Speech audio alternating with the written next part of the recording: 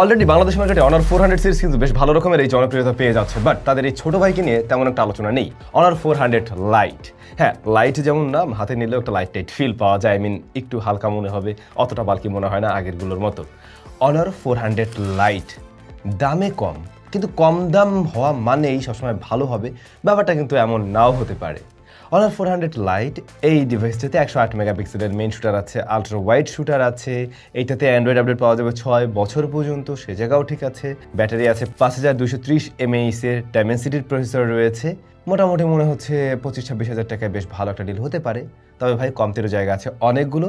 যাদের বাজেট কিনা এরকম 25-26 হাজার টাকা, তারা অনেকেই হয়তো অলরেডি রেখে চয়েস লিস্টে রেখেছেন। তবে ভিডিওটা আগে দেখুন, তারপর আপনি আপনার ডিসিশন মেক করুন। অনার 400 লাইট আমাদের কাছে পাঠিয়েছিল তাহাম টেক, যাদের শপ রয়েছে যমুনা ফিউচার পার্কে। তাদের কাছে অনার 400 সিরিজের সবগুলো ফোন তো পাবেনই, অ্যাপল থেকে শুরু করে বর্তমান সময়ে জনপ্রিয় সমস্ত অ্যান্ড্রয়েড ডিভাইসগুলোই অ্যাভেলেবেল পেয়ে যাবেন। ডেসক্রিপশনে তাহাম টেকের যাবতীয় ইনফরমেশন মেনশন করা আছে। আর যেটা বললাম, এটার কারেন্ট প্রাইস বেস ভেরিয়েন্টে রয়েছে ওরকম 26-27 হাজার টাকার মতো। আনঅফিশিয়াল ডিভাইস যেহেতু ডে টু ডে একটু ফ্ল্যাকচুয়েট করে আর কি। ফার্স্ট অফ অল এই ফোনটার ডিজাইন, বিশেষ করে এই ক্যামেরা মডিউলের ডিজাইন আপনি 400 সিরিজের সাথে মিলতে দেখবেন অনেকটাই। এছাড়া স্কোয়ার বক্সি শেপের ফোন, খুব বেশি যে মোটা তেমন নয়।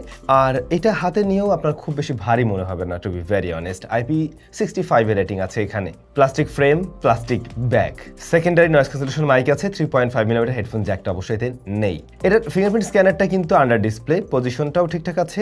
এটা মোটামুটি ফাস্ট একুরেটেই বলা যায়। প্রথমে এই ফোনটার ক্যামেরা নিয়ে আমরা কথা বলতে চাই। 400 লাইটের রিয়ারে দুইটা শুটার রয়েছে, মেইন শুটার 108, পরবর্তী শুটার 5 মেগাপিক্সেল, যেটা আলট্রা ওয়াইডে ছবি নেবে। ফ্রন্ট ফেসিং ক্যামেরা 16 মেগাপিক্সেলের। এখন এই আলট্রা ওয়াইড শুটার 5 মেগাপিক্সেল দেওয়ার কোনো মানে আছে কিনা আমি জানি না।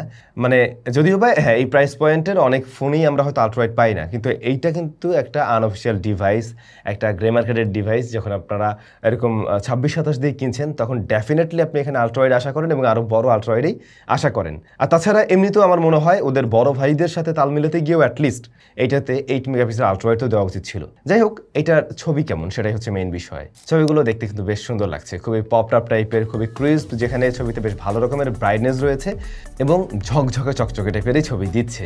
তবে কালার একিউরেট না, এটার কালার বেশ কিছুটা বুস্টেড, কালার বাড়িয়ে প্রেজেন্ট করে। Green colour, orange colour, red colour এগুলোকে একটু বেশি পাঞ্চিভাবে প্রেজেন্ট করে, যেটা হয়তো দেখছেন। এমনকি কন্ট্রাস্ট লেভেলটাও একটু বেশি লাগতে পারে আমার মতো অনেকের কাছেই। শ্যাডো এরিয়াতে, ছবির শ্যাডো এরিয়াতে কিছুটা গ্রেনের দেখা পাওয়া যায় এবং ডিটেলের অভাব রয়েছে। মূলত ডিটেল ম্যাক্সিমাম ক্লিকে দেখা যায় একদম মিডল এরিয়া বরাবর বেশি থাকে। ডাইনামিক রেঞ্জ হ্যান্ডেল মোটামুটি এই প্রাইস পয়েন্ট অনুযায়ী বেশ ওয়াইডার, তবে এক্সপোজার কন্ট্রোল করতে গিয়ে মাঝে মধ্যে কিছুটা হিমশিম খাচ্ছে এই ডিভাইসটাও। অন্যদিকে আলট্রা ওয়াইড শুটারটা নামে মাত্রই আলট্রা ওয়াইড, এটা দিয়ে প্রপার লাইটিং কন্ডিশনে আপনারা কিছু ভালো ছবি পেতে পারেন। তবে লো লাইটে এটা খুব একটা ভালো পারফর্ম করবে না, যেখানে এটার মেইন ক্যামেরাটা লো লাইটে বেশ ভালোই পারফর্ম করে। ছবিগুলোতে বেশ ভালো রকমের ব্রাইটনেস পাওয়া যায়, আলো কিছুটা বাড়িয়ে দেয়, নয়েজ গ্রেইনও কাট করে, বাট কালারফুল এবং কিছুটা কন্ট্রাস্টি হওয়াতে ছবিগুলো দেখতে বেশ প্রাণবন্ত লাগছে।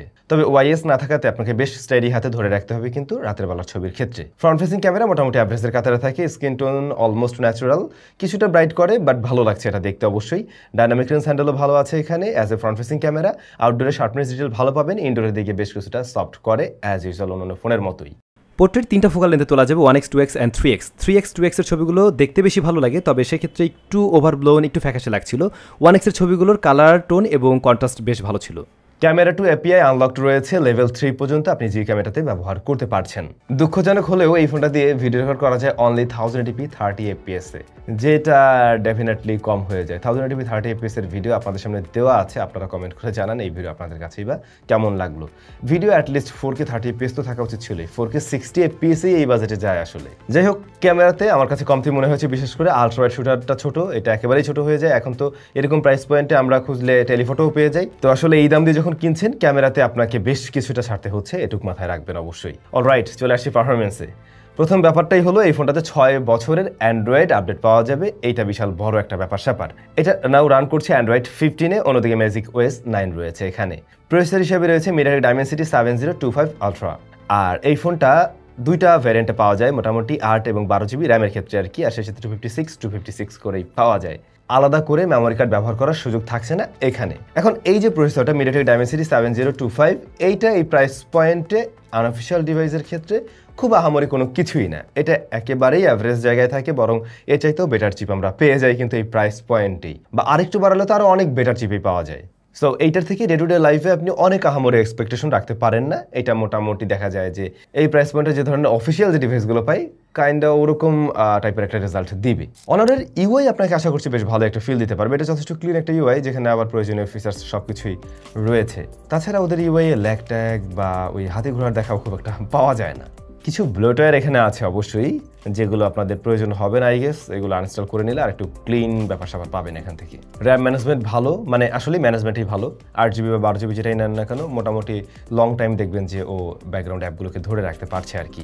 সেই সাথে ফোনটা কিন্তু ওভারহিট হয় না, রেগুলার ইউসেজে এটা খুব একটা হিট জেনারেট করে না, হালকা ওয়ার্ম হয় আর কি। যারা গেমিং টেমিং করার চিন্তা ভাবনা করছেন, এটা গেমিংয়ের জন্য কিন্তু খুব একটা ভালো হবে না। পাবজির ক্ষেত্রে আপনি সর্বোচ্চ এইচডি হাই ফ্রেম রেট পেতে পারেন, যেটা তো 20,000 টাকার একটা ফোনেও পাই, আরও নিচের ফোনেও আমরা পাই। আর এরকম সেটিংসেও খেলার জন্য আমি আসলে বলবো না, আপনি বরং আরেকটু লোয়ার সেটিংসে নিয়ে যদি খেলেন স্মুথ আউটরোতে, সেক্ষেত্রে আরও কিছুটা স্মুথ রেজাল্ট পাবেন। তবে ফোনটা খুব একটা গরম হয়নি গেমিং টাইমে। আর তাছাড়া গেমিং টাইমে আমরা দেখছিলাম এটা খুব একটা ব্যাটারি বার্ন করে না, বাট আসলে এটা তো আহামরি লেভেলের গেমিং রেজাল্টই আপনাকে দিবে না। ইভেন তো আপনি এখানে আসলে পাবজি খেলে খুব একটা মজা পাবেন না, ফ্রি ফায়ারের তুলনামূলকভাবে বেটার রেজাল্ট পাওয়া যায় আর কি। যদিও বা আমরা মাইক্রোস্টার্টার পেয়েছি, ল্যাগও পেয়েছি কিছুটা লং রানে গিয়ে, তবে শ্যাডো অন টন করে আপনি এটা দিয়ে গেম প্লে করতে পারবেন। আর কেউ যদি চিন্তা করেন আপনি গেমিংয়ের টাইমে রেকর্ডিং অন টন করে গেম প্লে করবেন, সেটা কিন্তু খুব একটা ভালো হবে না। মোট কথা গেমিংয়ের জন্য এর চাইতে বেটার ডিল আপনি 26-27 টাকায় অবশ্যই পেয়ে যাচ্ছেন। 400 লাইটের পারফরমেন্স সেকশনটা একটু বেশিই লাইট করে ফেলছে, আর একটু উপরের দিকে অ্যাটলিস্ট রাখা উচিত ছিল। এনিওয়ে, এইটার ডিসপ্লেটা আপনাদের ভালো লাগবে, আবার এটুকু শিওর ডিসপ্লেটা মানে দেখতেই শান্তি লাগতেছে। যদিও বা এই যে পানসোল কাটআউটটা, মানে এটা তো পিল শেপের, এই জিনিসটা কার কাছে কেমন লাগবে আমি জানি না, অনেকের কাছে আবার আইফোনও লাগতে পারে আর কি। এই ডিসপ্লেটার সাইজ হলো গিয়ে 6.7 ইঞ্চ, যা AMOLED panel, 120 hertz high refresh rate রয়েছে এখানে, এবং এইটার আবার PWM ডিমিং কিন্তু খুবই ভালো, 3840 হার্টজ। এটা 3500 নিটস পর্যন্ত পিক ব্রাইটনেস দিতে পারে। আর এদিকে ওয়াইড ভ্যান L1-এরও সাপোর্ট রয়েছে।